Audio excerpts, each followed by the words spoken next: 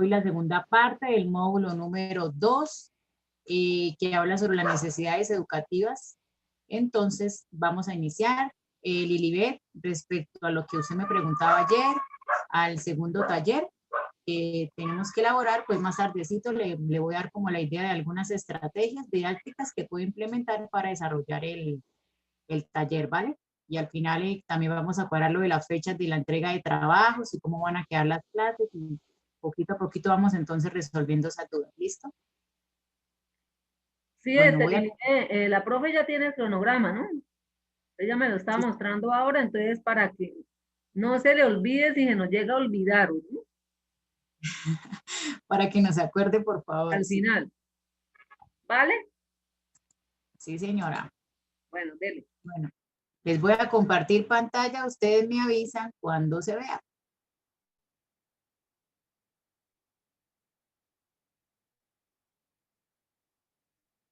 Me avisan si se ve grande. ¿Listo? Bueno, este es el módulo 2, que habla sobre las necesidades educativas especiales. Necesidades educativas especiales, como observamos ahí la imagen, nos muestra diferentes discapacidades que pueden surgir en las diferentes personas. Entonces, bueno, decimos que un estudiante tiene una discapacidad cuando presenta limitaciones que le evitan desempeñarse dentro de un contexto escolar, dentro de un contexto social, emocional o cultural. Se puede decir que son como las desventajas que tiene frente a los demás. Esto también se le llama necesidades educativas especiales a las personas que también tienen capacidades excepcionales, ¿no?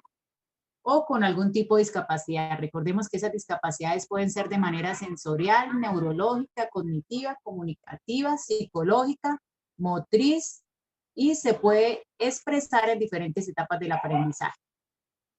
En la Constitución Política de 1991, en el artículo 5, se reconoce el derecho fundamental a las personas con necesidades educativas especiales y se les brinda la oportunidad para tener una educación de calidad durante toda su vida y poder desempeñarse en el contexto cultural ejerciendo un trabajo igual que el resto de personas. Estos son algunos de los principios básicos que se reglamentaron dentro de este artículo 5. Entonces vamos a repasarlos. Dice que todos los niños, sin importar el sexo, tienen el derecho fundamental a una educación. Se les debe dar siempre la oportunidad de alcanzar un nivel aceptable de conocimientos. Cada niño tiene características e intereses, capacidades y necesidades de aprendizaje que son propios. Esto quiere decir que, pues, dependiendo de la dificultad o la necesidad que tenga cada niño, pues las necesidades de aprendizaje van a ser diferentes, ¿no? Dependiendo de la discapacidad que tenga, claro está. Todos los sistemas educativos de todos los colegios siempre tienen que diseñar como los planes generales acordes a la discapacidad que tenga cada estudiante. Más adelantico les voy a mostrar los formatos que se implementan en todos los colegios regulares para verificar que esto se lleve a cabo, ¿no? Las personas con necesidades educativas deben tener acceso a las escuelas ordinarias. ¿Qué quiere decir esto? Son las mismas escuelas regulares. Por eso es que el gobierno, a partir del año pasado, antepasado, con una nueva ley, quiso acabar con todos los centros donde se les prestaba pues atención a los niños con discapacidades, como lo era Sopormen, como lo era el IPA. Entonces la idea de ellos fue acabar como con estos centros porque vieron la necesidad de que estos niños tenían que ser incluidos de manera, sí, regular a todas las escuelas. Estas escuelas ordinarias o regulares también tienen la obligación de crear comunidades donde se acojan a este tipo de sociedades, brindando así una educación integradora. ¿Qué quiere decir? Que estos niños tengan la capacidad de estudiar los mismos temas que el resto de niños, pero con herramientas diferentes. Bueno, tenemos dos tipos de necesidades educativas especiales. Para recordar, las siglas de la N, la E y la E quiere decir necesidades educativas especiales. Dentro de estos dos tipos existen dos, están las permanentes y las transitorias. Las permanentes son los problemas que presenta una persona durante todo su periodo escolar y de vida. O sea, quiere decir que estas no tienen cura, siempre van a estar acompañando al paciente. Presenta un déficit leve, mediano, grave, siempre está vinculada a la inteligencia y necesitan siempre atención de especialistas. Esto es algo muy importante que tenemos que tener en cuenta.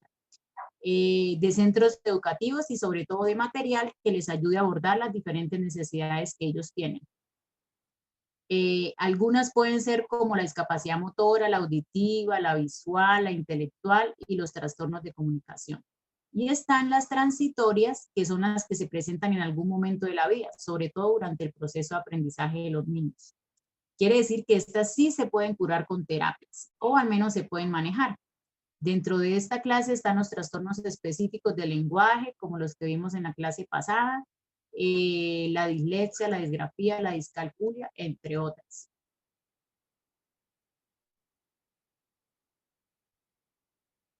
Bueno, vamos a empezar con las necesidades educativas permanentes, que son las que nos acompañan el resto de la vida.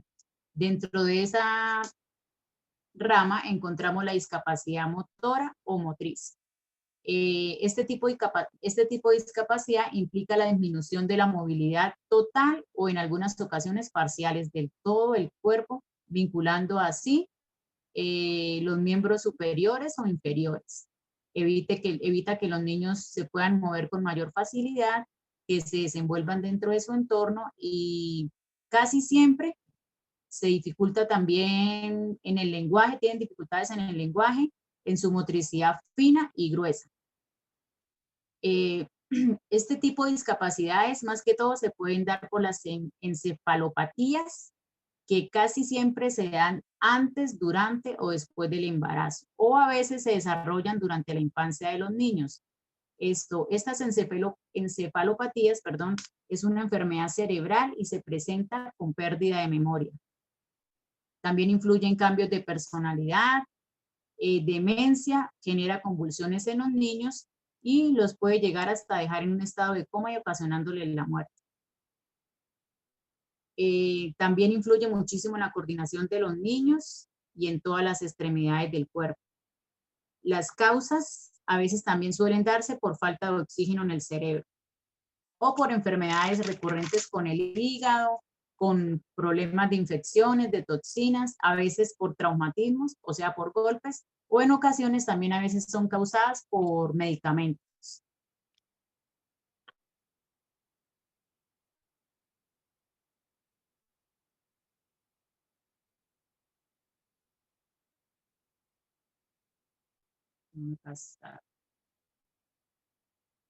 ¿Ya? Discapacidad auditiva. ¿Me están escuchando bien? ¿Aló? ¿Pato, me escuchan? Sí. Ah, bueno. Sí. Ah, listo. Pensé que me había quedado sola. Discapacidad auditiva. Bueno, como ya sabemos, esto puede ser un déficit total o parcial de la percepción auditiva. Estas personas que sufren esta discapacidad tienen problemas siempre para oír y se ve siempre afectada su comunicación. Estas personas se distinguen entre dos clases. Pueden ser sordas, que es cuando se posee una deficiencia total y profunda de la parte auditiva, y hipoacúsicas, que son las que poseen, sí, una deficiencia parcial. Y se puede ir mejorando dependiendo de pues los aparaticos, los amplificadores que le receten. Hoy en día están los audífonos, que son los que ayudan a mejorar los sonidos, amplifican los sonidos, y también en la actualidad ya se están también implementando se llaman implantes cocleares, no sé si ustedes de pronto han escuchado hablar de eso, que son las que van implantados desde el cerebrito y les permiten al niño ir, o sea, recuperar su audición poquito a poco. Las discapacidades auditivas nunca tienen como característica física, o sea, realmente uno se da cuenta que los niños tienen problemas auditivos cuando llega ya el proceso del habla, más o menos después del añito, cuando ya, pues uno se da cuenta que al hablarles ellos como que no reciben las órdenes o no lo siguen, sí, pues no tratan de seguir como las instrucciones que les damos, siguiéndonos con la vista o realizando pues las acciones que nosotros le digamos. Existen dos tipos, los tipos de sorderas pueden ser genéticas o hereditarias. También se pueden adquirir, pueden ser congénitas, se pueden dar por alguna enfermedad que haya adquirido la mamá mientras esté embarazada, como el sarampión y la rubeola. Y también puede ser por problemas perinatales, por traumas en el parto, pueden ser cuando los niños nacen antes de tiempo, por partos prolongados o a veces por falta de oxígeno. Para tratar este tipo de discapacidades se utiliza la lengua de señas. Es una lengua de expresión donde se está vinculando los gestos y la percepción visual. Es utilizada por las personas sordas para comunicarse dentro de su entorno social. Estos signos se realizan con las manos y en combinación con las expresiones gestuales y corporales. No es una lengua universal, ya que cada país cuenta con su sistema propio.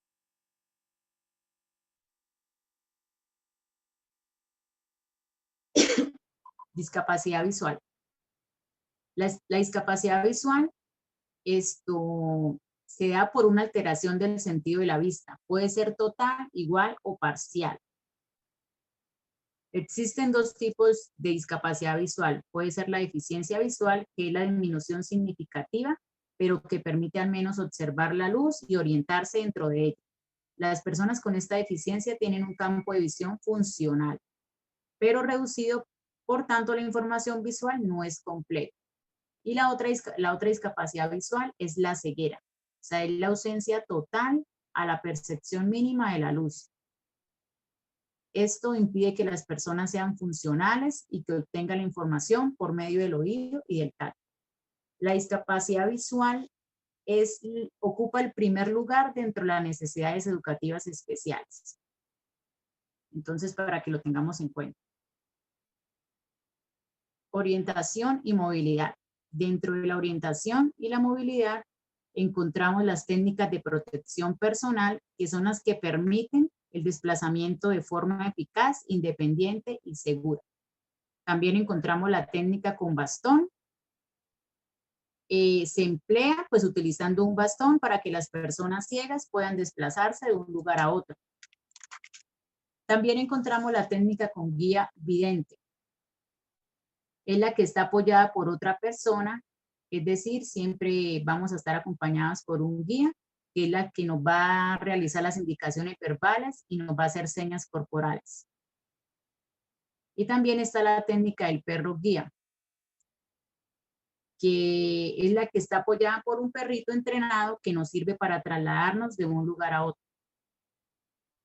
Dentro de esta discapacidad visual encontramos el sistema Braille, que es un alfabeto, fue creado desde 1825 y es un sistema de puntos en relieve que las personas cieguitas cuentan y la utilizan como herramienta pues para poder leer, escribir y poder desempeñarse en el medio donde viven.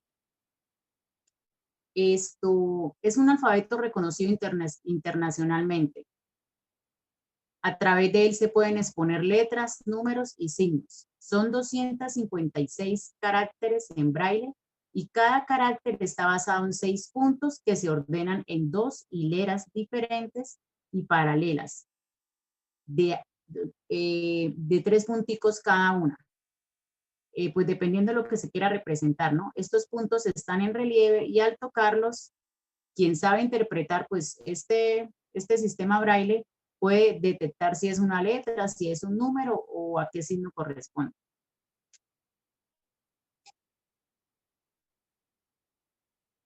Vamos con la siguiente, que es la discapacidad intelectual. La discapacidad intelectual es un funcionamiento intelectual situado significativamente por debajo del promedio, que está presente desde el nacimiento o la primera infancia y que causa limitaciones para llevar a cabo las actividades normales de la vida diaria. Retomo lo que yo les comentaba la clase pasada, la discapacidad intelectual no solamente se da en el nacimiento, ya está comprobado que también puede ser por cosas ambientales, es decir, por cosas que de pronto los niños o nosotros vivamos, bueno, pues nosotros ya no nos afecta, ¿no? Sobre todo es en la etapa infantil. Algún trauma, algo que los haya marcado, también puede ocasionar este tipo de discapacidades intelectuales, entonces tenemos que tenerlo muy en cuenta.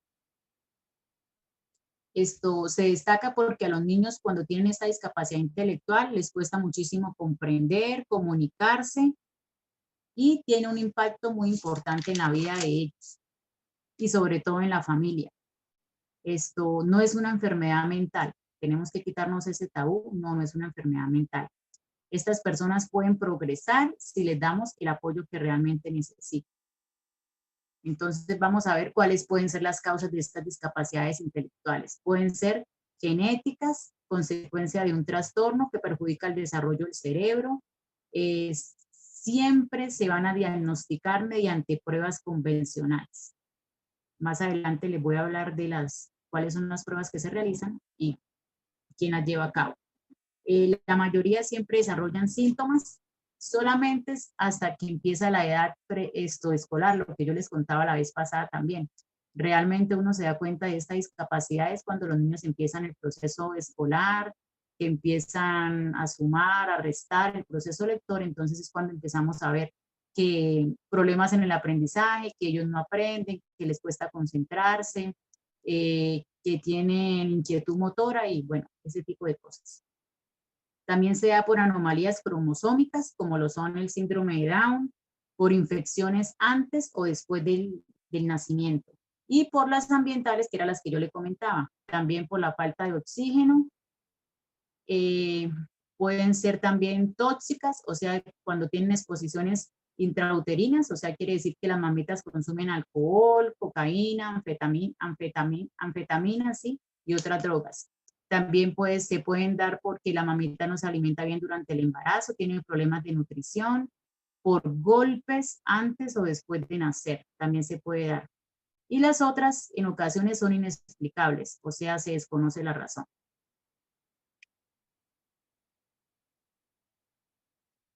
Estas personas tienen un funcionamiento intelectual bajo que les permite desarrollar habilidades adaptativas. En el área conceptual les influye muchísimo en la memoria, lo que yo les decía, en la lectura, la escritura y en la matemáticas. En el área social no tienen conciencia de los pensamientos y sentimientos, es decir, ellos no saben diferenciar cuál es la realidad y cuál es, por decir algo, cuando estamos, sí, por lo menos haciéndole alguna broma, ellos no saben diferenciar si es de mentiras o si es de verdad. Les cuesta muchísimo aceptar eso.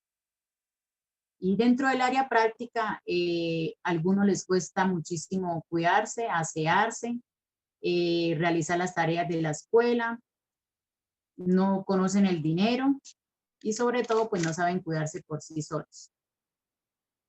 ¿Cuáles pueden ser los síntomas de esta discapacidad intelectual? Falta o retraso en el desarrollo de habilidades motoras. Siempre que hay discapacidad intelectual, siempre las habilidades motoras se van a ver comprometidas. Por lo general, a ellos les cuesta muchísimo las actividades de motricidad fina. El lenguaje siempre también se va a ver afectado tristemente, el comportamiento, no son niños curiosos, tienen problemas para estudiar, lo que yo les decía, no suelen adaptarse muy bien a los nuevos contextos, tienen dificultad para entender y acatar reglas. O sea, en ocasiones les cuesta muchísimo seguir las reglas dentro de un salón de clase o dentro de la sociedad en la que se desenvuelven.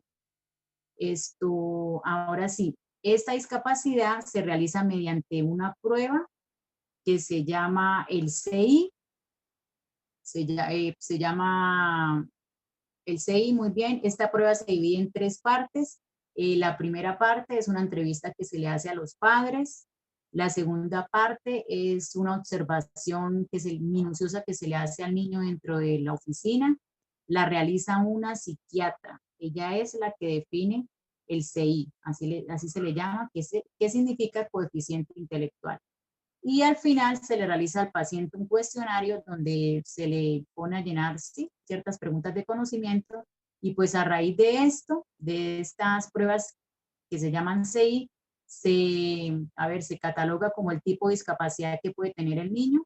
Se divide en 4, está la discapacidad intelectual leve, la discapacidad intelectual moderada, la discapacidad intelectual grave y la discapacidad intelectual profunda. Entonces, dependiendo del porcentaje que el niño saque en esta prueba, se le va como a diagnosticar el tipo de discapacidad que tenga. Entonces, hablamos de discapacidad intelectual leve cuando este porcentaje se sitúa entre el 50 y el 70% del resultado de la prueba. Quiere decir que el niño presenta un retraso cognitivo con una afectación en el campo sensoriomotor solamente. Y cuando hablamos de discapacidad intelectual moderada, es cuando los resultados del CI están por debajo del 50%. Entonces, quiere decir que este niño siempre va a necesitar una supervisión constante dentro del sistema educativo y aparte médico. Cuando hablamos de la discapacidad intelectual grave, quiere decir que ese CI se ubica entre el 20 y el 35%. Ya aquí dentro de este rango hay daños de nivel neurológico, hay incapacidades para tomar sus propias decisiones, entre otras. Y cuando hablamos de la discapacidad intelectual profunda, quiere decir que ese CI es menor al 20%, quiere decir que muy pocos niños logran vivir o la tasa de supervivencia es muy baja. Tienen problemas neurológicos muy graves, capacidades motoras limitadas, su comunicación es baja y en ocasiones ni siquiera se existe.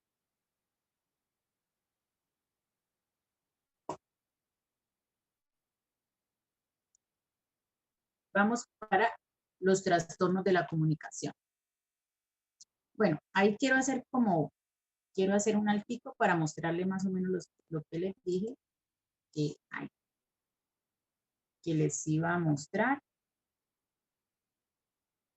Voy a salir un poquito en la reunión.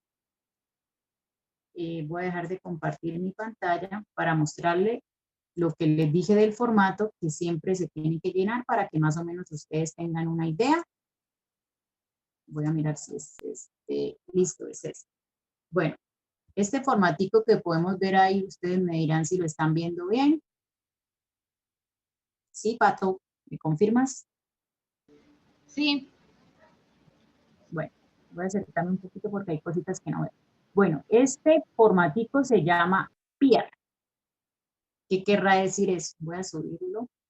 Quiere decir que es un plan individual de ajustes razonables. Todos los colegios, sean públicos o privados, siempre tienen que manejar este PIER para cada estudiante.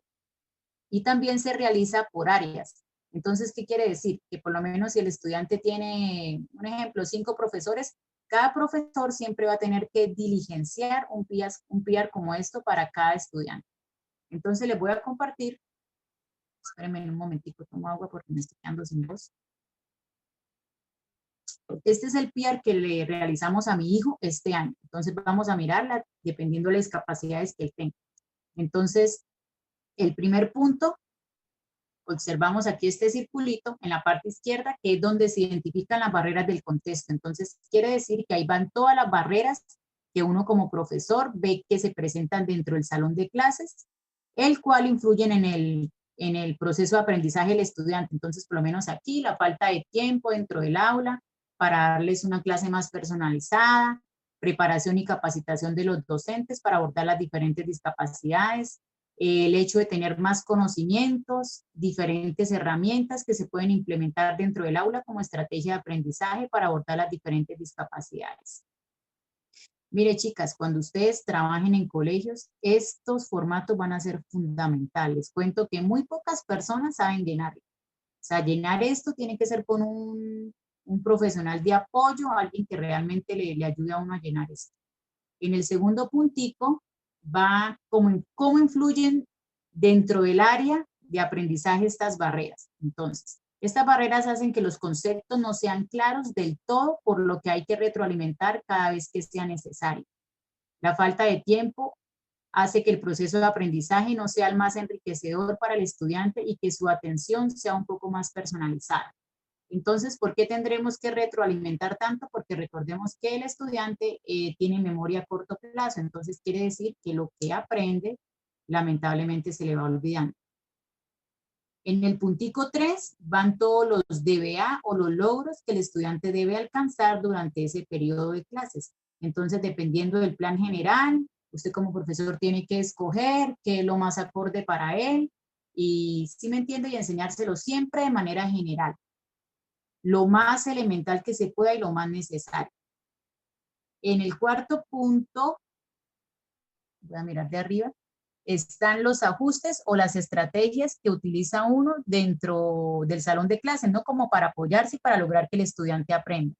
Entonces, en este caso, el profesor utilizaba sopas de letras, imágenes grandes, llamativas, material con dibujos para colorear, material concreto siempre, porque para ellos es más indispensable aprender de manera significativa. De cierta manera lo recuerdan más. También utilizaba videos y crucigramas. En el quinto punto se coloca el apoyo en casa. Entonces, ¿qué va aquí? Aquí se llena, pues dependiendo del apoyo que uno tenga en la casa con los papitos. Entonces, en este caso, en casa le revisábamos la tarea, lo orientábamos al desarrollo de las mismas, había muchísima comunicación entre la familia y los profesores, el estudiante recibía motivación y sobre todo se le creaban hábitos de estudio. Y también pues se llevaba control y a terapias. En el punto 6 va todo lo acorde al aprendizaje del estudiante. Entonces les voy a leer lo que dice. Dice, Daniel es un estudiante de 10 años con un diagnóstico de TDAH, con hiperactividad, una epilepsia generalizada y una discapacidad intelectual.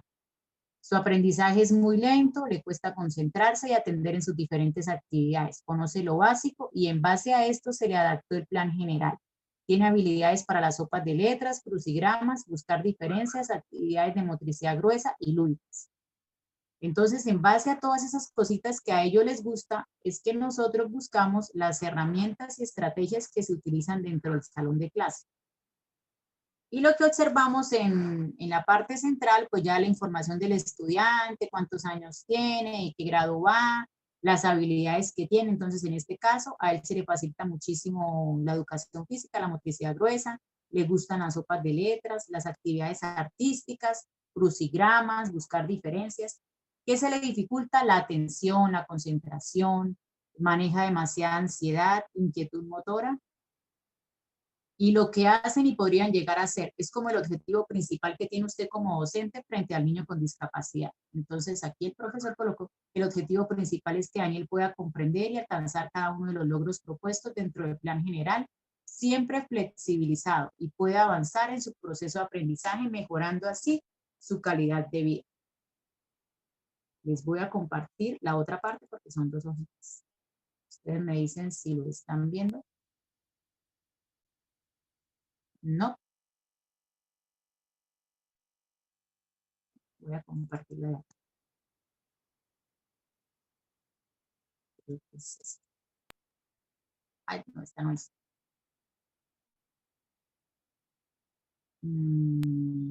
Esta, ya la encontré. Esta es la otra parte del PIA. Es donde van la información general, la del colegio, la de los padres de familia y los compromisos que ya adquiere el profesor dentro del salón de clases. Entonces acá, ¿qué va a hacer el profesor? Va a flexibilizar las guías de trabajo de acuerdo a la necesidad, o sea, la discapacidad que tenga el estudiante.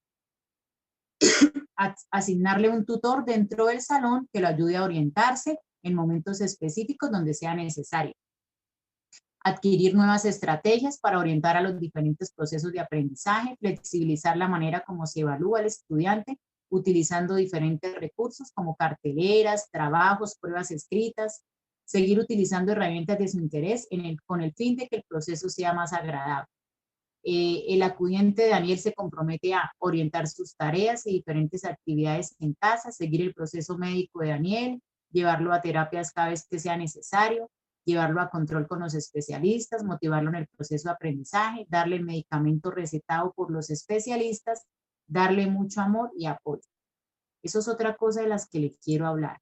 Resulta, les voy a contar una experiencia, se me olvidó aquí mostrarles un cuadrito que es muy importante, el cual ustedes siempre van a tener que llenar. Este cuadrito verde que vemos en la parte de arriba donde dice ruta de atención con salud. Ahí se especifica todo, o sea, cada médico al que estudiante, mejor dicho, el proceso médico del estudiante. Entonces ahí colocamos que el estudiante va a terapia ocupacional, terapia de fonoaudiología, psiquiatría, neurología pediátrica y psicología. Resulta que cuando tenemos niños con necesidades educativas es muy importante solicitarles a los papás la historia clínica. Muchos de ellos no la llevan y bueno, eso es, nosotros como docentes siempre tenemos que estar peleándoles eso, que necesitamos, lo uno pues para saber el tipo de discapacidad que el estudiante tiene y lo que yo le decía, poder buscar las herramientas necesarias para poderles brindar la ayuda que realmente ellos solicitan. Hay papás que son muy ciegos ante la situación. Ellos siempre, ay no, profe, yo no lo voy a medicar, que porque me da miedo. Mire, realmente yo era una de las que pensaba y decía, uy, no, sí, es que el medicamento que es muy fuerte, que los pone así como algo somnolientos, pero realmente ese medicamento los ayuda muchísimo porque sí, trata de mantenerlos quietos, pero también lo que hace es abrirle los dispositivos de aprendizaje, que de cierta manera es lo que a ellos les falla, ¿no? El hecho de concentrarse, de mantener su quietud, de quedarse sentaditos en el puesto. Entonces, siempre tenemos que luchar contra los papitos para eso, para que ellos estén de acuerdo que cuando sea necesario tenemos que medicarlos. Y cuando no, pues la psicoorientadora del colegio siempre nos brinda la ayuda para hablar con ellos, para tratar de convencerlos de que sí realmente es necesaria la medicación. Voy a volver a presentar la pantalla para seguir. Ahora sí. Trastornos de la comunicación. Los trastornos de la comunicación son trastornos del discurso y del lenguaje que se refieren a problemas en la comunicación y áreas relacionadas como la función motora oral. Los retrasos y trastornos pueden ir desde la sustitución de sonidos simples hasta la incapacidad de comprender o utilizar su lengua materna. Este trastorno se caracteriza por la dificultad para transmitir algo usando el habla, la escritura o los gestos.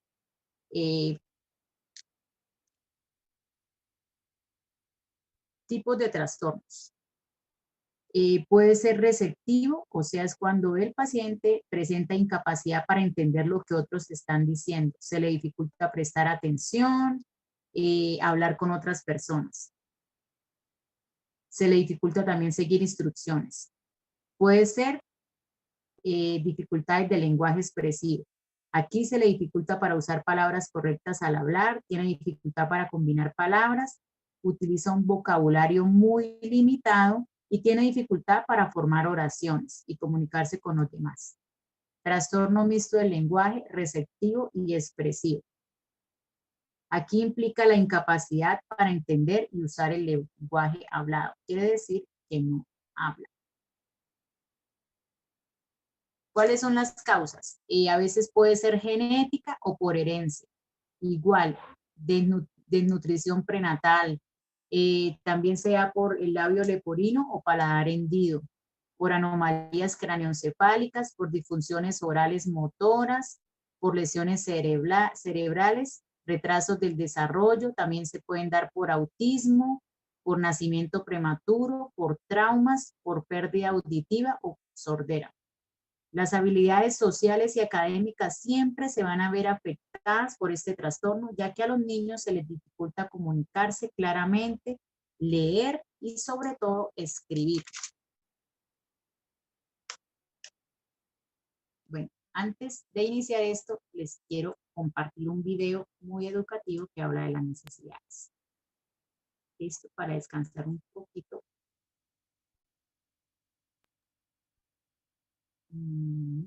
Esperemos que se ocupe. No, este no es. Este sí es. Vamos a prestar mucha atención porque nos deja una gran enseñanza.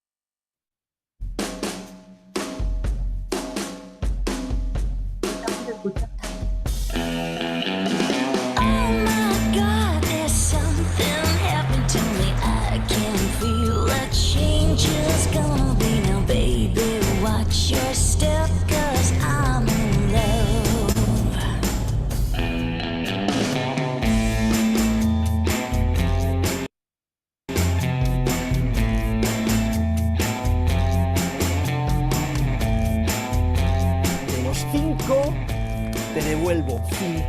40 y 20. I'm coming for you, baby, yes, I'm coming after you. I don't even know if you'd have seen the things I do. I'm coming for you, baby, yes, you better run and hide. I'll shoot you through the heart.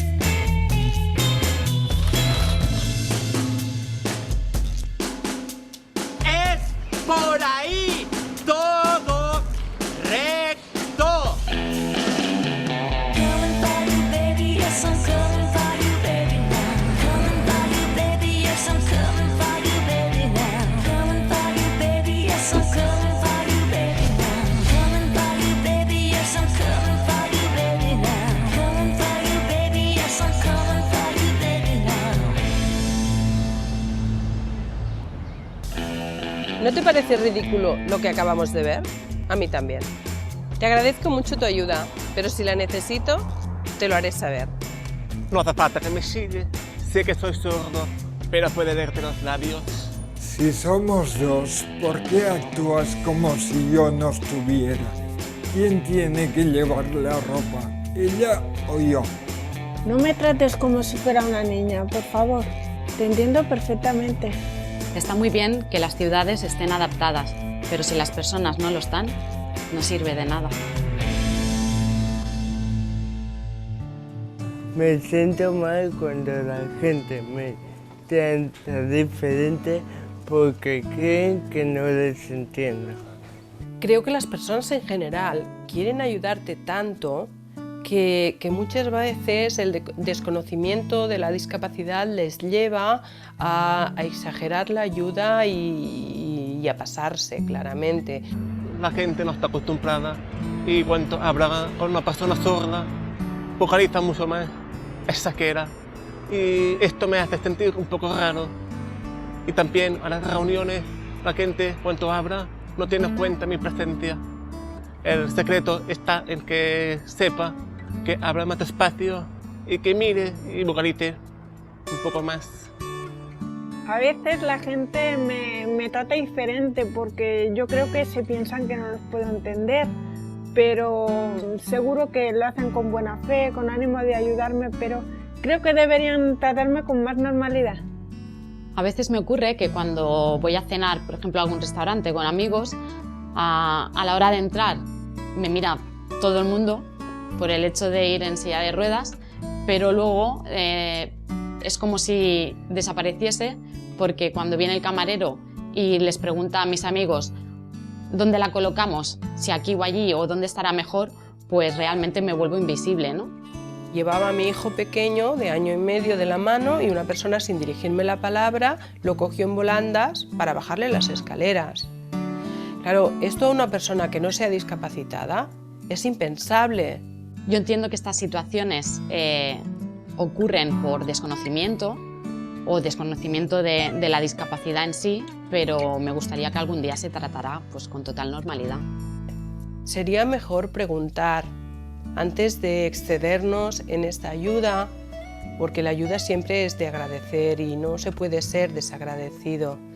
Pero nosotros somos personas y a veces, incluso con la ayuda, nos podemos sentir mal.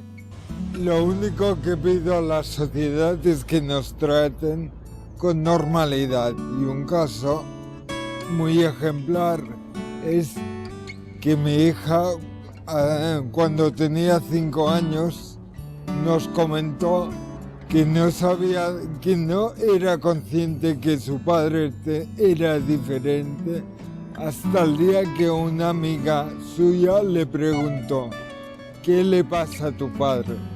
A partir de aquel momento ella notó que su padre era diferente a los demás padres. Me gustaría que todas las personas me trataran con normalidad.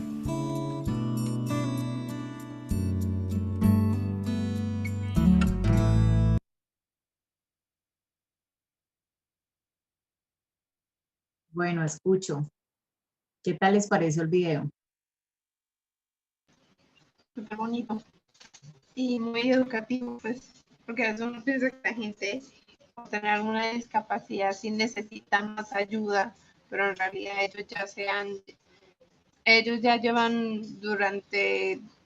tienen conocimiento de la enfermedad, ellos ya llevan avanzado todo de cómo, por dónde debe ir, o sea, ¿cómo le digo? Sus sentidos están más adaptados al exterior y no necesitan la ayuda como uno piensa, que son inútiles, porque a veces la gente piensa que son eso, inútiles, que no son capaces de hacer las cosas, y resulta que ellos son más capaces de hacerlo no teniendo una posibilidad o una mano, o no yendo a uno que sí tiene todo. Sí, muy cierto.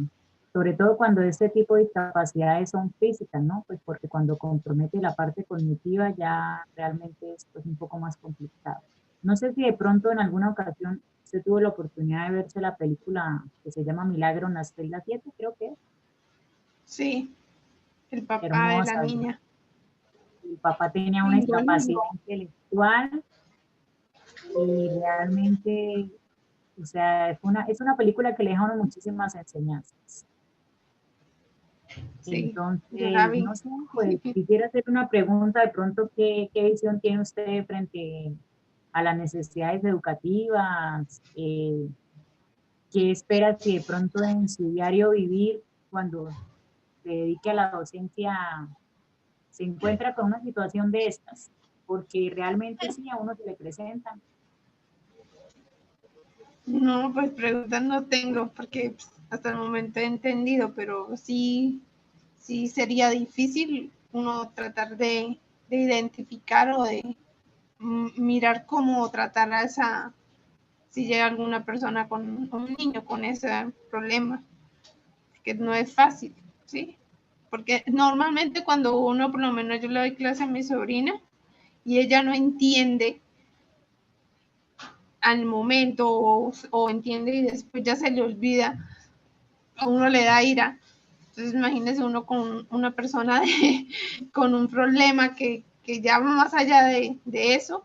Entonces tener más paciencia, creo yo, porque y tratar de llevar no las cosas. solamente es eso, también entran a jugar muchas cosas como lo es que no solamente es un niño.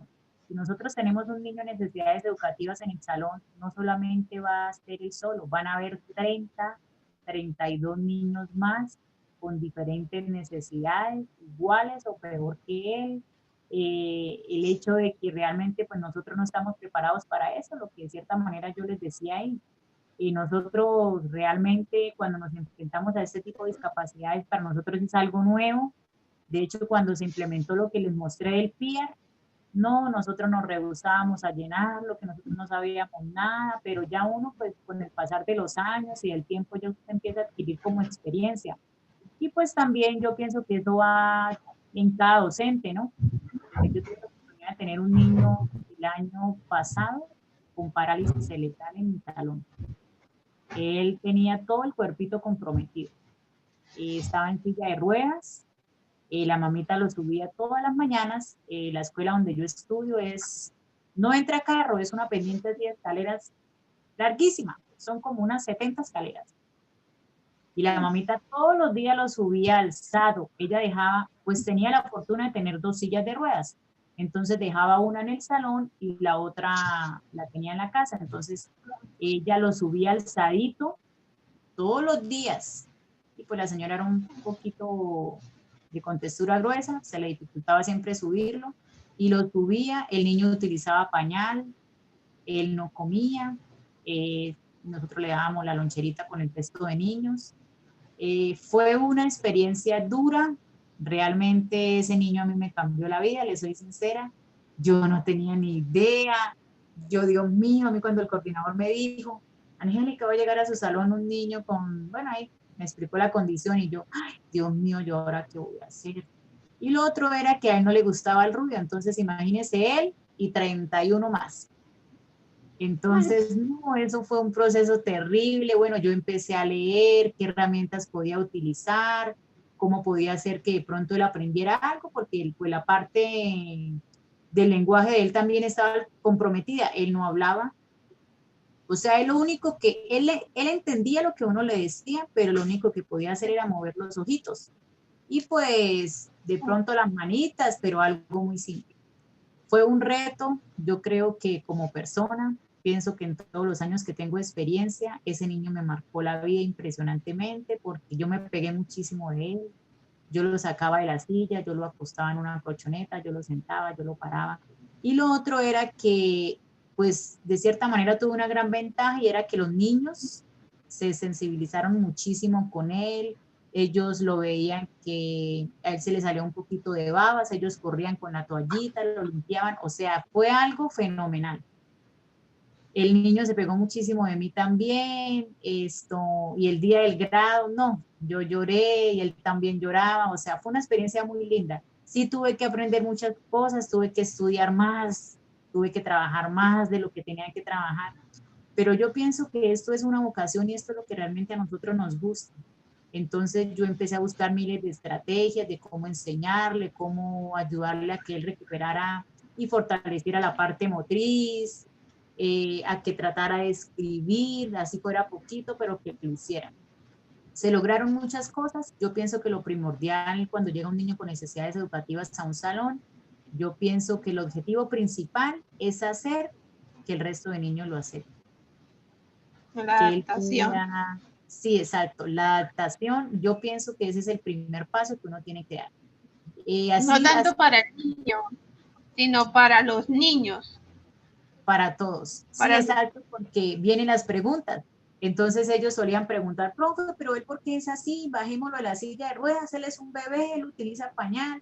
Entonces, bueno, ahí tiene que entrar uno a explicarle. Yo les mostraba muchísimos videos, mire, sí, bueno, de diferentes cosas, pues para que ellos entendieran. Sí es duro, pero yo pienso que el objetivo principal que era hacer que él se desenvolviera con los amiguitos y que lograra la adaptación, pues fue lo que se logró y yo pienso que es lo que uno tiene que hacer durante el primer año, ¿no?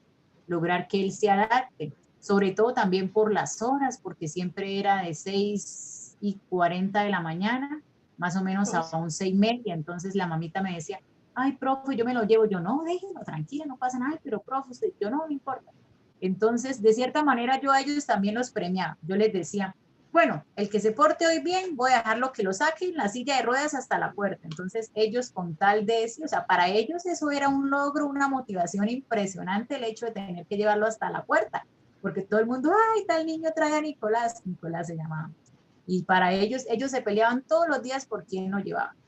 Ellos, si se le caía un zapato, ellos se lo amarraban. O sea, realmente fue una experiencia, créame que muy enriquecedora, y pues a mí siempre la parte de las necesidades educativas me ha tocado muchísimo y yo digo que si algún día, bueno, también tuve la oportunidad de trabajar en un colegio de niños con necesidades, pero pienso que si yo realmente me pudiera dedicar de lleno a eso, lo haría. Pienso que lo mismo. Sí, me gusta muchísimo. O sea, no sé, son niños como muy amorosos, como muy agradecidos, no sé, realmente eso siempre me ha llamado la atención demasiado. Yo cuando estudiaba en sexto, estaba en sexto, ingresó una niña, eso fue hace, de años, como en el 2001, ingresó una niña decían que era síndrome de Down. Ella tenía la fisionomía como síndrome de Down, pero ella entendía y todo, y ella hablaba y explicaba y todo. Se le dificultaba muchísimo, era retener la información. Ya el otro día ella se lo olvidaba. Pero ella sí se dejaba manejar, pero a nosotros nos chocó bastante. Al ver que ella llegó y que no se callaba, la mandaban a callar. Y pues, yo me acuerdo que yo decía, no, pero ¿por qué la trajeron? ¿Por qué no la dejaron allá donde está en el otro colegio? Porque la mamita un día antes llegó y nos explicó que venía la niña, y que ella estaba en el IPA. Y así, sí. Ya después, como a la semana fue que ya como que ya todo el mundo, no, sí. Y ya al último terminó siendo la amiguita de todo el grupo de niñas de Goretti. Pero al principio chocó bastante. Sí, es que es lo que yo le digo, realmente pues el objetivo del gobierno cuando decidió acabar con los centros educativos especiales, pues era con esa idea de incluirlos dentro de la educación regular, y mire que de cierta manera sí uno les ve el avance, Se lo puedo decir como madre de familia, porque cuando ellos estudian en un centro especial, bueno, en ese entonces, especializado para ellos, realmente las discapacidades las manejan de manera muy general. Quiere decir que allá dan una misma temática para todos y sí, piensan de esta manera desgraciadamente. Ay, como, bueno, como son niños que no pueden aprender, entonces como que enseñémosles, sí, lo más, seamos muy sensibles con él, sí, no le exijamos. En cambio, cuando ellos Sí. tienen la oportunidad de estudiar con niños regulares, pues con niños aparentemente normales, ¿no? De cierta manera estos niños como que los arrastran, como que los impulsan a que, sí, a que él puede dar lo mejor, a que él puede aprender igual que ellos.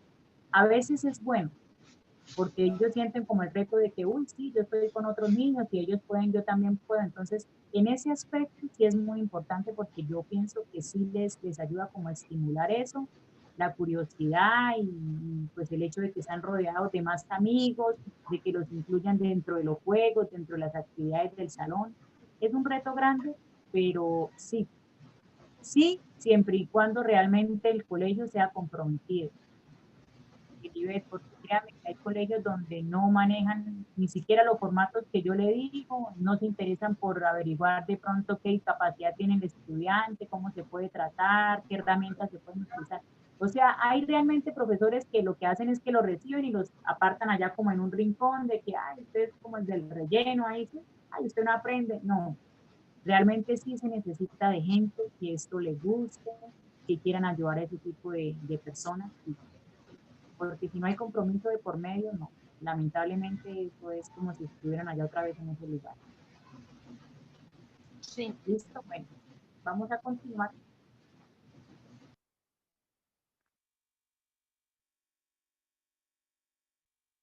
Vamos a compartir. Me dices si ya se está viendo. Sí, señor. Vamos a hablar del desarrollo psicosexual. El principal teórico de este desarrollo psicosexual fue Sigmund Freud, quien se basaba fundamentalmente en el desarrollo humano y en el inconsciente, que es el que determina la conducta. También decía que la conducta del ser humano está determinada por los impulsos. Este tipo de desarrollo combina la maduración biológica y aprendizaje que genera cambios en la conducta sexual y en la personalidad desde la infancia hasta la edad adulta y a lo largo de esta. Freud llamó desarrollo psicosexual a las etapas de desarrollo debido a que les asigna un papel fundamental a los instintos sexuales y a la formación, desarrollo de la sexualidad, particularmente en la infancia y en la niñez. Entonces vamos a ver de qué se trataban esas etapas. Entonces dice, etapas del desarrollo psicosexual. Entonces comprende 5 etapas.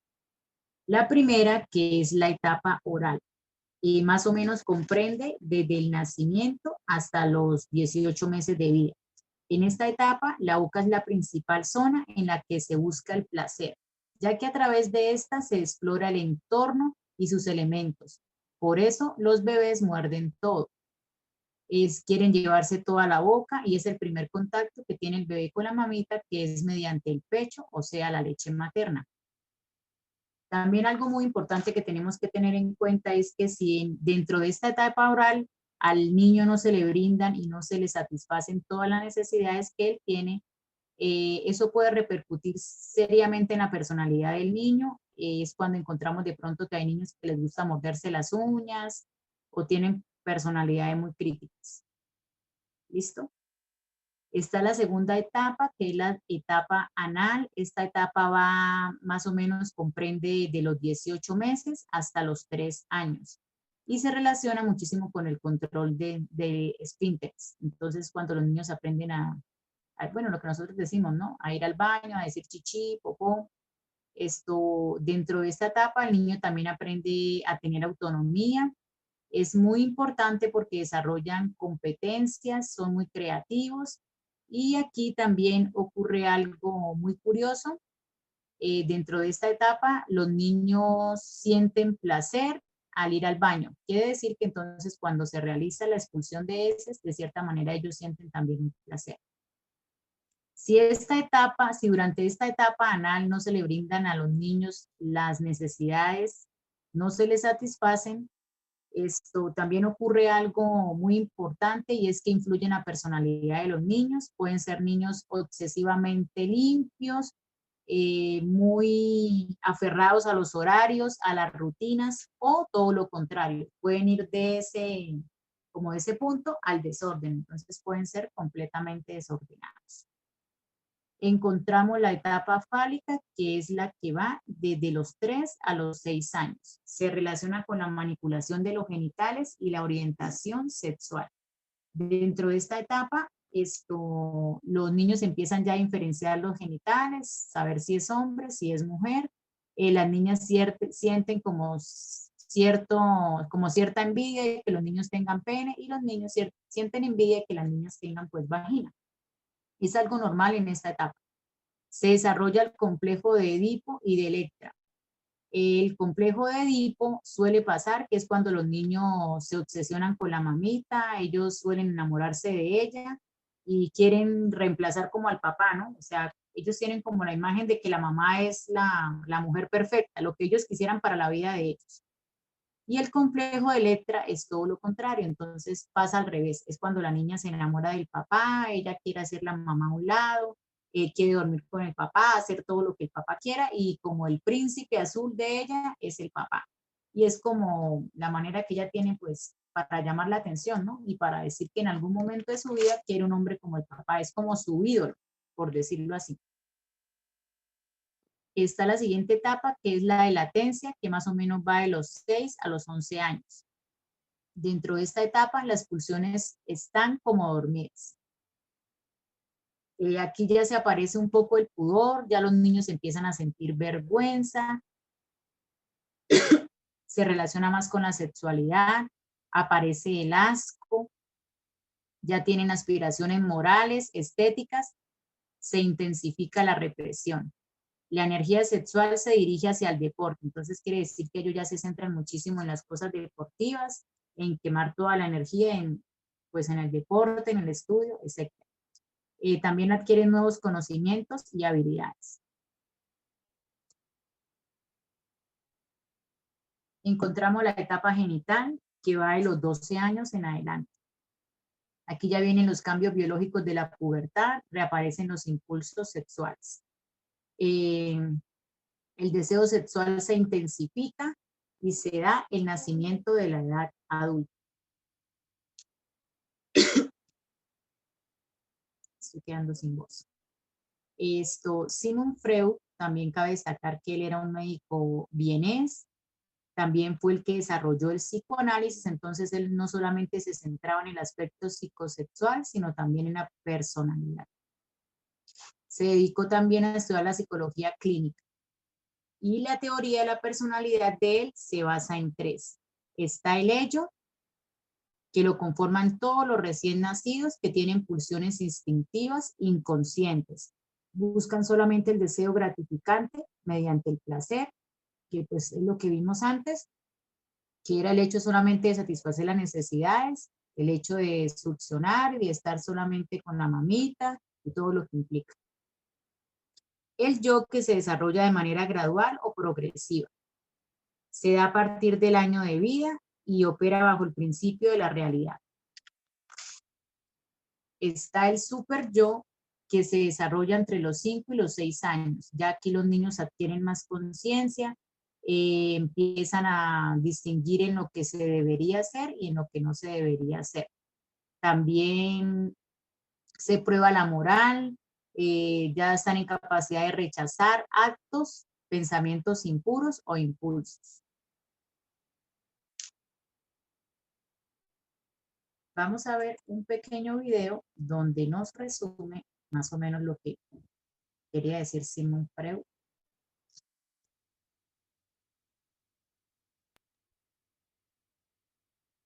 Psicosexual, sí, sí.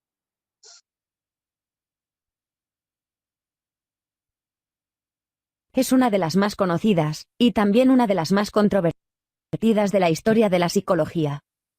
Freud trata de explicar la personalidad a través de una serie de etapas, en las que las energías relacionadas con el placer se centran en zonas erógenas particulares. Esta energía psicosexual, o libido, se considera la fuerza impulsora del comportamiento. Si estas fases se completan con éxito, el resultado será una personalidad sana.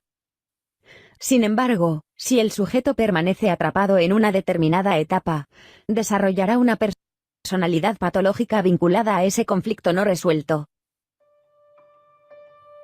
Desde el nacimiento hasta aproximadamente los 18 meses de vida, el origen principal de la búsqueda de placer, y también de conflicto y frustración es la boca. En este periodo el niño encuentra por primera vez el poder de la autoridad en su vida, una autoridad que limita su búsqueda de placer. El principal conflicto en esta etapa es el proceso de destete, por el que el niño debería volverse menos dependiente de los cuidadores. Si la fijación ocurre en esta etapa, Freud consideraba que el individuo tendría problemas de dependencia afectiva. La etapa anal se extiende desde los 18 meses de edad hasta los 3 años y medio aproximadamente, correspondiendo más o menos con el aprendizaje del control de esfínteres. Desarrollar este control conduce a una sensación de logro e independencia. Durante el periodo anal, el niño aprende ciertas nociones básicas para la vida, relacionadas con la posesión de las cosas y el desprendimiento de las mismas, debiendo resolver un conflicto psíquico relacionado con la expulsión y la retención. Freud consideraba que una fijación en esta etapa podría derivar hacia personalidades sádicas y obsesivas. La etapa fálica es más conocida por el famoso complejo de Edipo. Esta etapa se extiende hasta aproximadamente los 6 años e involucra las primeras interacciones del niño con sus genitales. Es una etapa muy vinculada al desarrollo de la moralidad, en la que los niños también comienzan a descubrir las diferencias sexuales entre hombres y mujeres, estableciéndose cierta rivalidad afectiva con el progenitor del sexo opuesto. Las características más asociadas con esta etapa incluyen el orgullo, y la duda en relación a la propia sexualidad, y también la tendencia a la promiscuidad o a la castidad. La fase de latencia no representa una etapa psicosexual auténtica. Se desarrolla entre los 6 años y la pubertad, en torno a los 12 años, y es un período que supone la consolidación y elaboración de los rasgos ya adquiridos. Se trata de un tiempo de exploración en el que la energía sexual o libido sigue presente pero se dirige a otras áreas, como las actividades intelectuales y las interacciones sociales. Es un período de especial importancia para el desarrollo de habilidades sociales y de comunicación, así como para generar autoconfianza. Con la etapa genital empieza la pubertad, y constituye para Freud el último período significativo del desarrollo de la personalidad. Mientras que en la fase fálica la sexualidad es rudimentaria y puramente egocéntrica, en esta etapa la sexualidad alcanza su madurez apareciendo el interés por el sexo opuesto. Los órganos genitales se vuelven el origen central de las tensiones y de los placeres sexuales. También es la etapa en la que toca lidiar con los conflictos no bien resueltos en etapas anteriores, y donde finalmente el sujeto debe hacer frente a esas realidades, dotando a su vida de significado.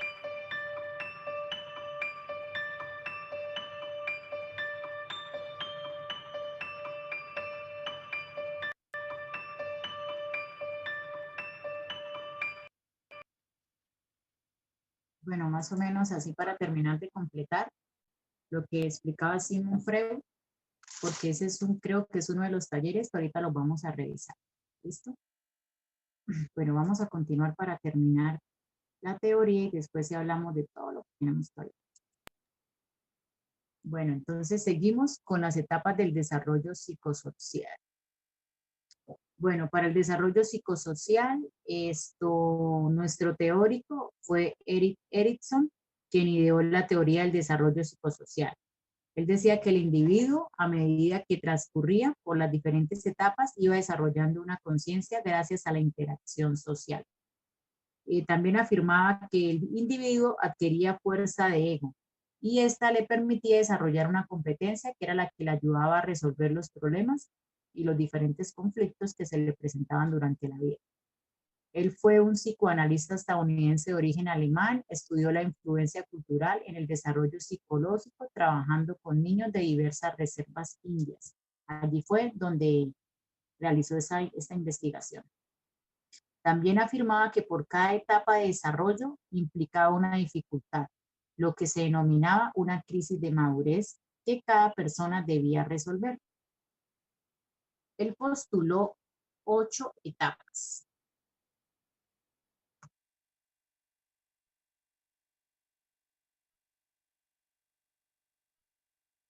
No entiendo por qué no me pasa. Bueno, la voy a dejar ahí mientras voy a explicar cada etapa. Entonces, la primera etapa es la de la confianza versus la desconfianza. Esta etapa se da entre los 0 y los 18 meses. Aquí el bebé crea confianza en su entorno y lo desarrolla con sus padres.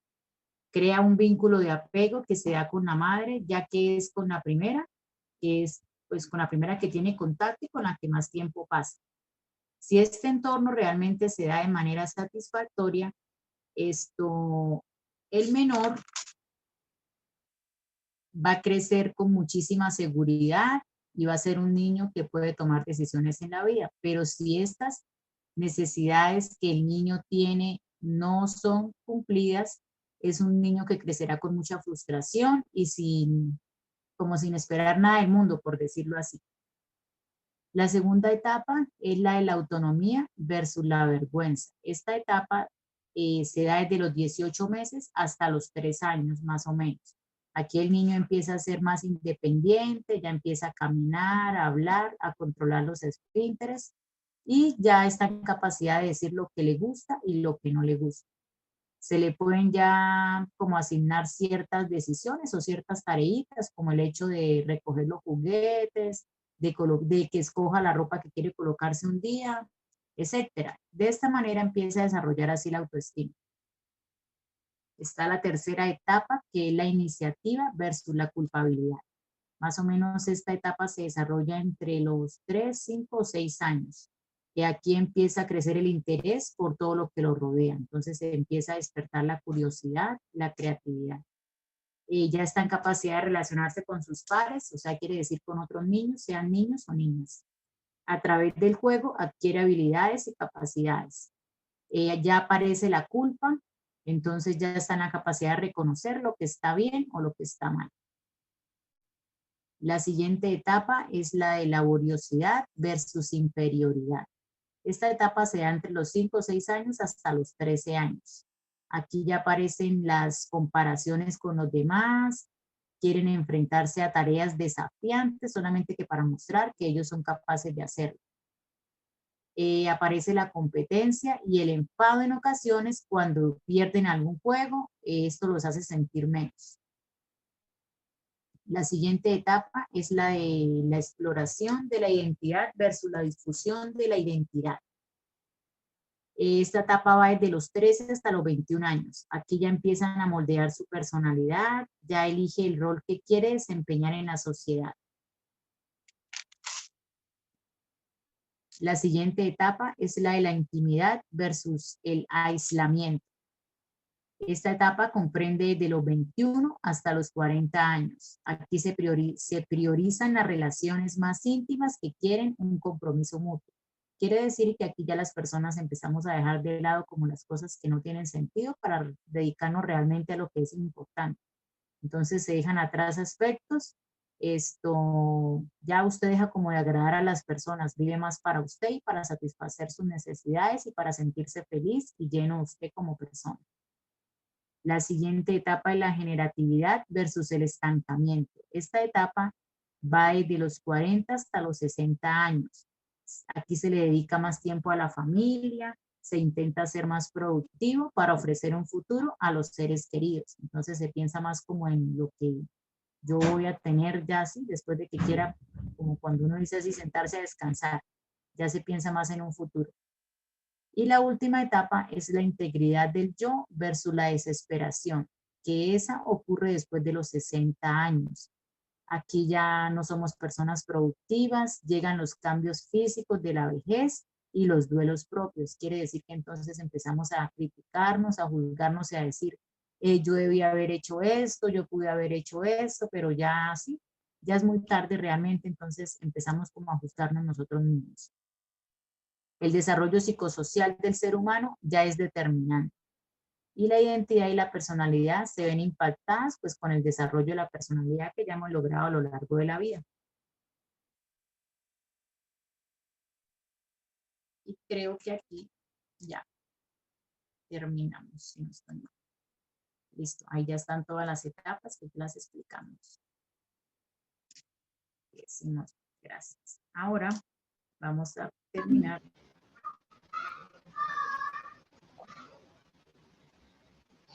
Con un videíto para terminar entonces de entender lo de las etapas del desarrollo psicosocial.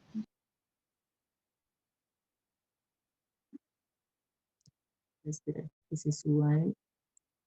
Creo que es este. Sí, es este.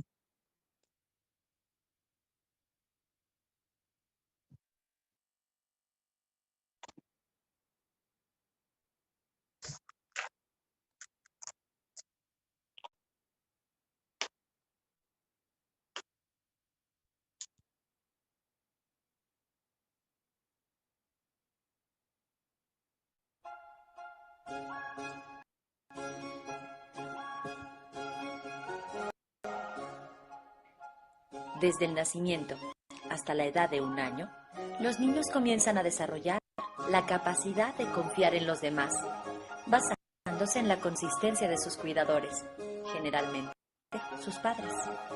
Si la confianza se desarrolla con éxito, el niño gana seguridad en el mundo y a su alrededor, y es capaz de sentirse seguro incluso cuando está amenazado. Entre el 1er y 3er año, comienzan a afirmar su independencia, caminando lejos de la madre, escogiendo con qué jugar y haciendo elecciones sobre lo que se quiere usar para vestir o lo que desea comer. Y si se anima y apoya a esta independencia creciente de los niños, se vuelven cada vez más confiados y seguros respecto a su propia capacidad de sobrevivir en el mundo. De los 3 años y hasta los 7 aproximadamente, los niños comienzan a imponerse. Planean sus actividades, inventan juegos e inician actividades con otras personas. Si se les da la oportunidad, los niños desarrollan una sensación de iniciativa. Se sienten seguros de su capacidad para dirigir a otras personas y así tomar decisiones. De los 6 años y hasta la pubertad, los niños comienzan a desarrollar una sensación de orgullo en sus logros. Inician proyectos y los siguen hasta terminarlos y se sienten muy bien por sus éxitos alcanzados. Durante este tiempo, los profesores juegan un papel creciente en el desarrollo del niño y si se refuerza y apoya su iniciativa, comienzan a sentirse trabajadores y con capacidad para alcanzar todas sus metas. En la adolescencia, la transición de niñez a edad adulta es muy importante. Los niños se están volviendo más independientes y comienzan a ver el futuro en términos de carrera, relaciones, familias, vivienda, etc. Durante este periodo, se exploran las posibilidades y comienzan a dar forma a su propia identidad, basándose en el resultado de todas sus exploraciones. En la adultez temprana, las personas nos relacionamos más íntimamente con los demás. Esto conduce hacia compromisos más largos con alguien que no es un miembro de la familia.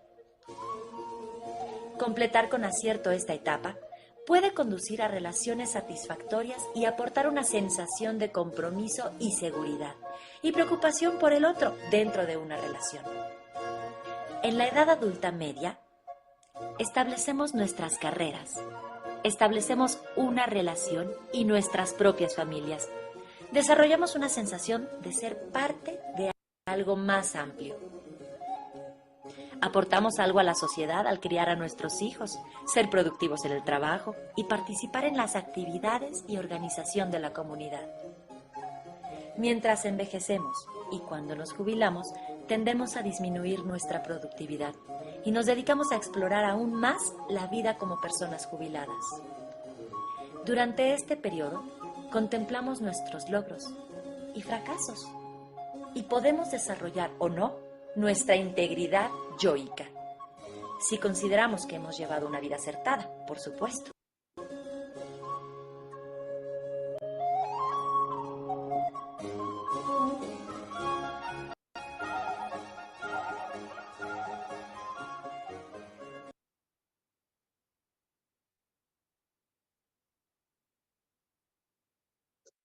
Listo.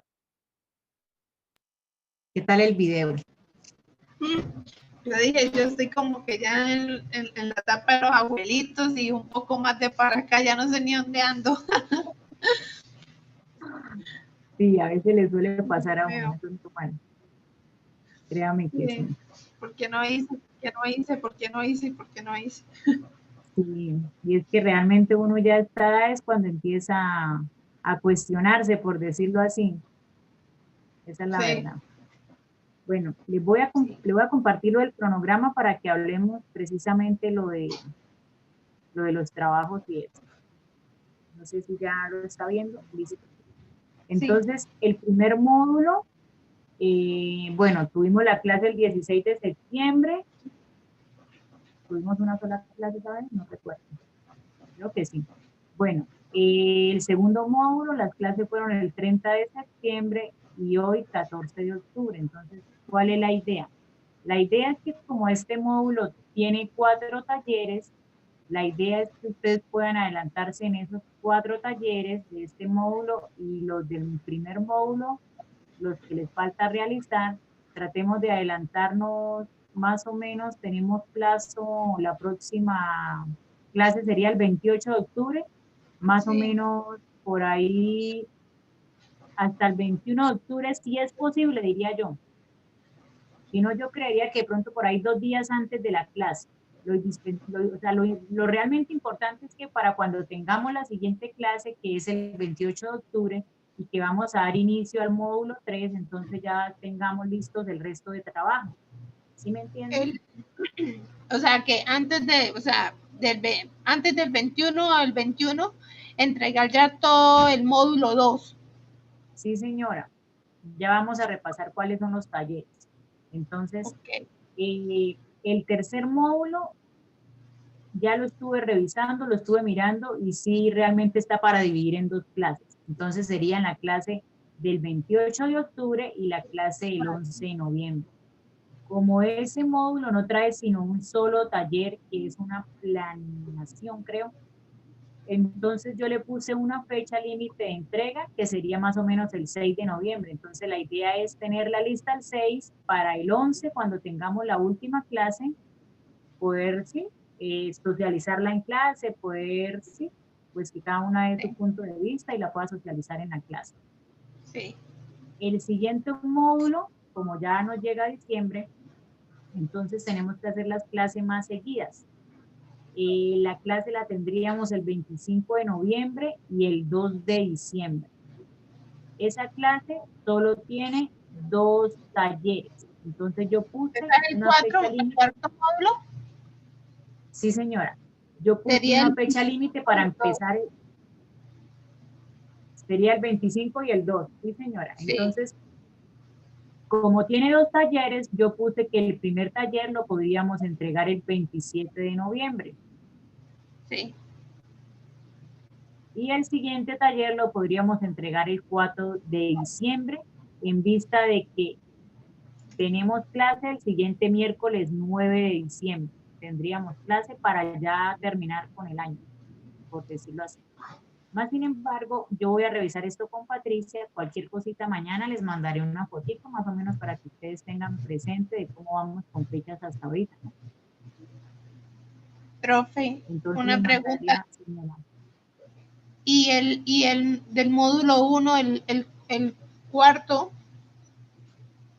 Lo del libro, sí. Lo del libro sensorial que tenemos que hacer, pues esto, Lilibet, la idea es que ustedes lo vayan a ir adelantando poquito a poquito, ¿no? O sea, para que no se dejen coger con eso. Otra cosa, ya estuvimos revisando lo de las prácticas. La idea es que las prácticas la inicien ahorita en noviembre. Más o menos por las horas que necesitan hacer, calculamos con Patricia que si ustedes realizan entre 5 horas y media, 6 horas semanales, alcanzarían a cubrirlas iniciándolas ahorita en noviembre. Estamos revisando unos formatos con Patricia del bienestar para ver si de esa manera se les facilita más lo de las prácticas. Porque realmente pensar en la idea de hacer las prácticas como tal en un colegio, Lilibet, les soy sincera, ni siquiera nosotros sabemos cuándo vamos a volver al colegio. Y si lo hacemos, pues va a ser con alternancia, lo que yo les explicaba en la clase pasada. Unos sí, otros no. Entonces, realmente pensar en hacer las prácticas así, pues no hay ninguna seguridad, lo que yo le decía a Patricia. Realmente hay que buscar como la manera, una estrategia de así como nos toca con los niños de necesidades, como acoplarnos y mirar de qué manera se soluciona esto para que ustedes puedan también realizar las prácticas, así sean de manera virtual o con una sola familia. Bueno, ahí miramos, estamos discutiendo eso. Okay. Entonces, vamos a mirar lo de los talleres.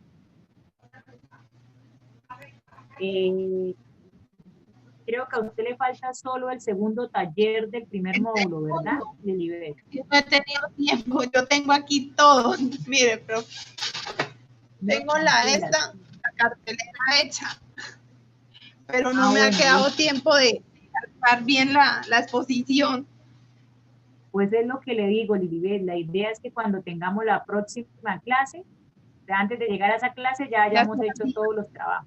Así nos toca el 26 de octubre, 27, lo importante es que para cuando nosotros lleguemos a esa clase ya tengamos pues hecho todo, ¿no?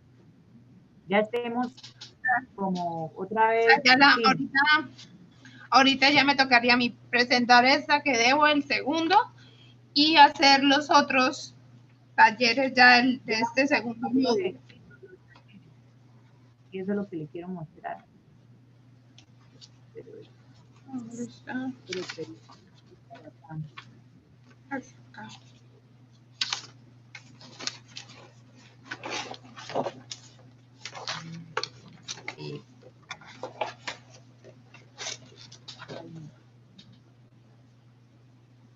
Yo voy a abrir la página y me baja el letrerito de...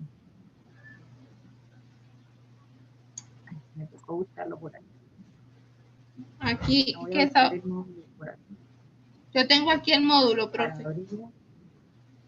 Sí, voy a compartirle los talleres, el módulo para que revisemos los talleres y le voy a explicar de qué manera lo va a hacer para que le quede fácil. Como son solamente una cosita, entonces para que no se complique tanto la vida. Voy a esperar que carguen. Entonces, el primer taller ya lo hizo, que era el de la película. La película. Sí, señora. Ya lo revisé. Entonces, el segundo taller que comprende, Lilibet. Aquí dice que por medio de una estrategia didáctica presente las dificultades de aprendizaje según las áreas vistas anteriormente. Entonces, ¿qué es una estrategia didáctica? Puede ser una dramatización, una entrevista, un mapa mental, un rompecabezas, un cuadro comparativo, una exposición. Escójase cualquiera de esas estrategias didácticas que a usted le parezca más fácil, donde realmente presente las dificultades de aprendizaje. Bueno, eso ya depende de su gusto. Puede ser una entrevista, de pronto usted se arma así como una locación, o cuando uno está así en la escuela, pone a alguien a que la entreviste, de manera que usted hable. La idea es que usted abarque las dificultades de aprendizaje. ¿Sí me entiende? Las que vimos, creo que la clase pasada. O varias.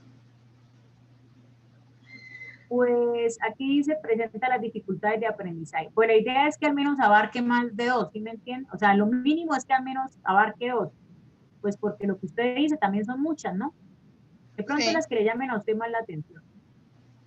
Ese sería el segundo taller. El tercer taller dice que es sobre el desarrollo psicosexual. Entonces dice que una exposición de manera creativa sobre una de las etapas psicosexuales. Entonces usted va a escoger una de esas etapas, se va a enfocar bien en toda la parte teórica de esa etapa y la idea es que usted haga una exposición creativa solamente sobre una etapa. ¿Listo? Ok, profe. Me quedó clarísimo. Sobre el desarrollo psicosocial. Entonces aquí dice que por medio de una obra de teatro. Entonces, pues todos sabemos que en estos momentos hacer una obra de teatro no es como lo más cómodo, ¿dónde vamos a conseguir gente?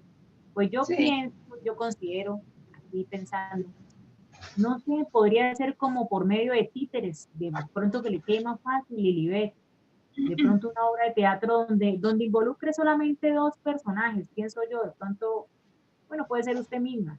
La idea es que usted abarque las etapas psicosociales presentadas por Erickson. Entonces, lo que veíamos ahorita, por lo menos lo que usted decía, uy, yo ya me siento que soy como abuelita, ¿sí me entienden? Entonces, la idea es crear como a ver, como una obra de teatro, como una trama así, por decirlo, ¿sí me entiende? O sea, como un diálogo especificando, o sea, que haga diálogo. De pronto, donde usted puede involucrar más de una etapa.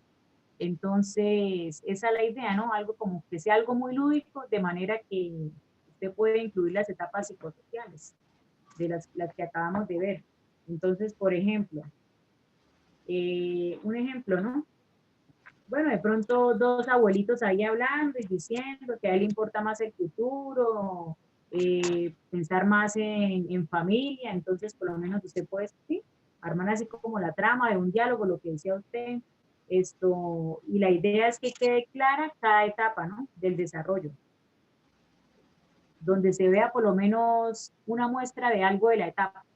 Entonces, por lo menos puede ser en la etapa de la confianza y la desconfianza, entonces por lo menos un bebé con una mamá puede ser. Esa es la idea es que sea como algo muy creativo, pero donde sí podamos ver reflejadas todas las etapas. Ok.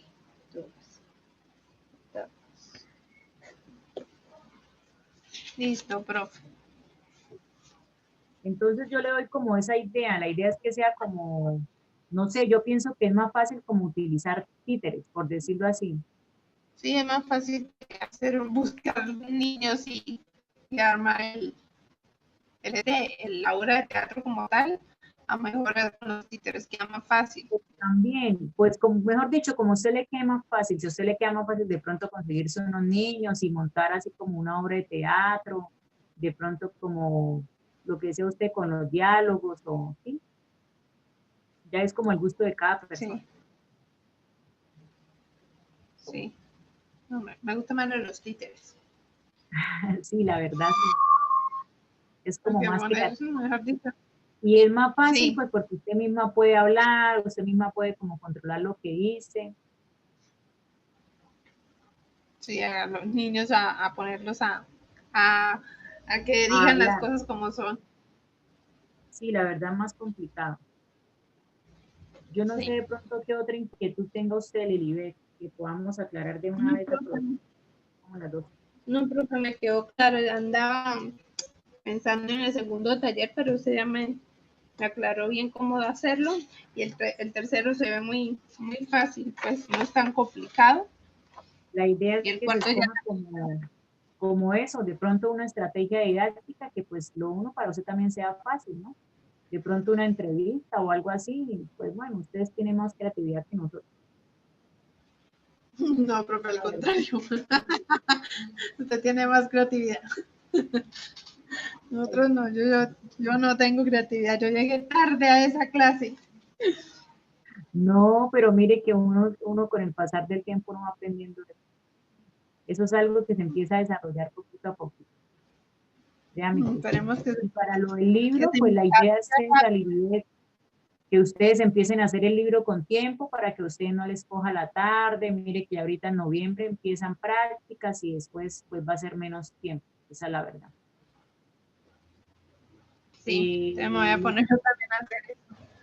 Lo que Pato me comentaba de las prácticas, pues la idea son eso, son como talleres, la verdad están muy completos, abarcan varias áreas, desde artes, cosas de motricidad, entonces va a estar muy chévere. La idea es que ustedes, pues lo que yo le decía a ella, ¿no? Así sea con uno o dos niños, lo importante es que ustedes muestren evidencias, ¿no? Porque pues realmente ahorita irnos a hacer prácticas a los colegios es muy difícil. Si no es mil Y amores, yo eso diría, sería, "Bueno, para el colegio". Señora, eso sería como ahorita están haciendo por virtual, o si yo tengo la posibilidad de hacerlo con mi sobrina o mi pues, sobrino. la verdad, si usted tiene la posibilidad de hacerlos con ellos, mejor. Lo importante es que usted vaya a ir tomando fotos, videos, ¿sí me entiende? Pues porque al final eso sí va a ser necesaria, las evidencias donde realmente usted demuestre que lo hizo. Pero lo importante es que usted lo ejerza. Sí, sí, o sea, si lo puede hacer de manera presencial, mejor. Lo uno porque va a ser Es más que yo tengo una beneficioso. sobrina de 6 y un sobrino de 5. Claro, con ellos les sirve. Entonces yo estoy en eso con Patricia, revisando esos talleres, pues para mirar y escoger los mejores y mirar cómo cuadramos ahí eso. Ah, bueno, listo, pero cualquier cosa me avisan para yo comenzar a hacer las prácticas con ellos. Aunque yo ya estoy practicando, ¿no? Porque yo soy la que le ayudo a mi sobrina a hacer tareas y todo lo demás. Pero bueno, No sé si de pronto se y me ahí, escapa algo.